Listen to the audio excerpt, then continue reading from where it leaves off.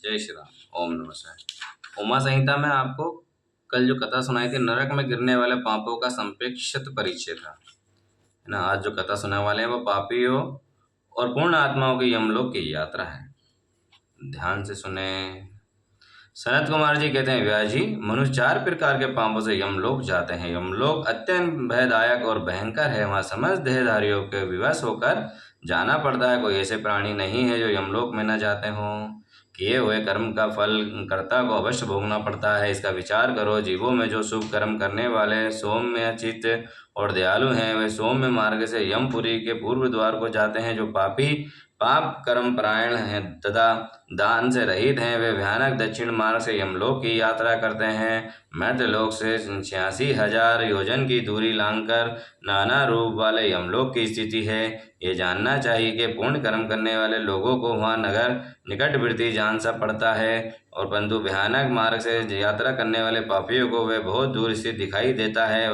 वहाँ का मार्ग कहीं तो तीखे कांटों से युक्त है, कहीं कंकड़ों से व्याप्त है, कहीं चूरे की धार के समान तीखे पत्थर हैं। उस मार्ग में जड़े गए कहीं बड़ी बड़ी कीचड़ फैली हुई है। बड़े बड़े छोटे पातों के अनुसार वहाँ की कठिनाइयों में भी भारीपन और हल्कापन है। कहीं कहीं यमपुरी के मार्ग पर लोहे की सुई के समान तीखे डाम फैले हुए हैं। तथा यमपुरी के मार्ग में भीषण यातना और कष्टों का वर्णन करके सनत कुमार जी ने कहा, व्यास जी, जिन्होंने कभी दान नहीं किया हो वे लोग इस प्रकार दुख उठाते हैं, सुख की याचना करते हैं, उस मार्ग पर जाते हैं जिन्होंने पहले से ही सुख रूपी यमलोक की यात्रा करते हैं। इसी रीति से कष्ट उठाकर पापी जीव जब प्रेतपुरी में पहुंच जाते हैं, तब उन्हें विषय में यमराज को सूचना दी जाती है। उनकी आज्ञा पाकर दूत उन पापियों को यमराज के आगे ले जाकर खड़ा करते हैं। वह शुभ कर्म करने वाले लोग कहते होते हैं। उनके यमराज को स्वागत पूर्वक आसन देकर पाग और अग्र निवेदन करके प्रियव्रताओं के द्वारा सम्मानित करते हैं और कहते हैं कि वेदोक्त कर्म करने वाले महात्माओं, आप लोग धन्य हैं जिन्हें दिव्य सुख की प्राप्ति के लिए पुण्य कर्म किया है। अंत आप लोग दिव्यांग नव भोगों से भूषित हो संपूर्ण मनोवांछित पदार्थों से संपूर्ण निर्मल स्वर्ग लोक में जाइए। वहाँ महान भोगों का उपभोग करके अंत में पुण्य क्षीण हो जाने पर जो कुछ थोड़ा सा अशुभ सा शेष रह जाए, उसे फिर आकर यहाँ भोगिए। जो धर्मात्मा मनुष्य होते हैं वे मानो यमराज के लिए मित्र के समान है। वे यमराज को सुखपूर्वक सौम्य यमराज का रूप में देखते हैं, किंतु जो क्रूर कर्म करने वाले हैं वे यमराज को भयानक रूप में देखते हैं। उनकी दृष्टि में यमराज का मुख दाढ़ों के कारण विकराल जान पड़ता है। नेत्र टेढ़ी भौहें युक्त प्रतीत होते हैं। उनके केश ऊपर को उठे होते हैं। दाढ़ी मूछ बड़ी बड़ी होती है। होंठ ऊपर की ओर फड़कते रहते हैं। उनके 18 भुजाएं होती हैं। वे कुपित तथा काले कोयले ढेर सी दिखाई देती है। उनके हाथों में सब प्रकार के अस्त्र शस्त्र होते हैं। ये हैं हमारे यमराज जी महाराज, देख लो भैया। वे सब प्रकार से दंड का भय दिखाकर उन पापियों को डांटते हैं रहते हैं, और बड़े भेष पर आरूढ़ लाल वस्त्र और लाल माला धारण किए करके बहुत ऊंचे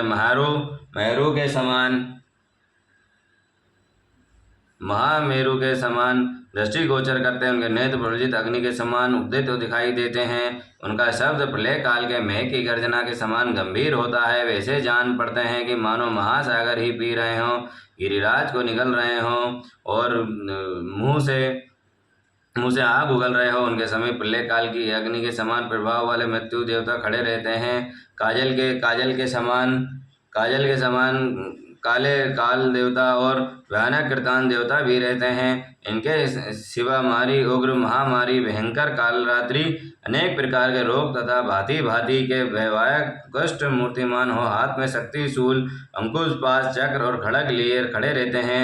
व्रज तुल्य मुख धारण करने वाले रुद्रगण क्षुर तर्कस और धन्य धारण करने वाले वे उपस्थित होते हैं। सभी नाना प्रकार की आयुध धारण करने वाले महान वीर एवं भयंकर हैं। उनके अतिरिक्त असंख्य महावीर यमदूत, जिनकी अंग कांति काले कोयले के समान काली होती है, संपूर्ण अस्त्र शस्त्र लिए बड़े भयंकर जान पड़ते हैं। ऐसे परिवारों से घिरे हुए घोर यमराज तथा भीषण चित्रगुप्त पापिष्ट प्राणी को देखते यमराज उन पाप कर्मियों को बहुत डांटते हैं और भगवान चित्रगुप्त धर्म युक्त वचनों द्वारा उन्हें समझाते हैं। बोलो मर्यादा पुरुषोत्तम सियावर रामचंद्र भगवान के उमापति महादेव कालो काल महाकाल की जय।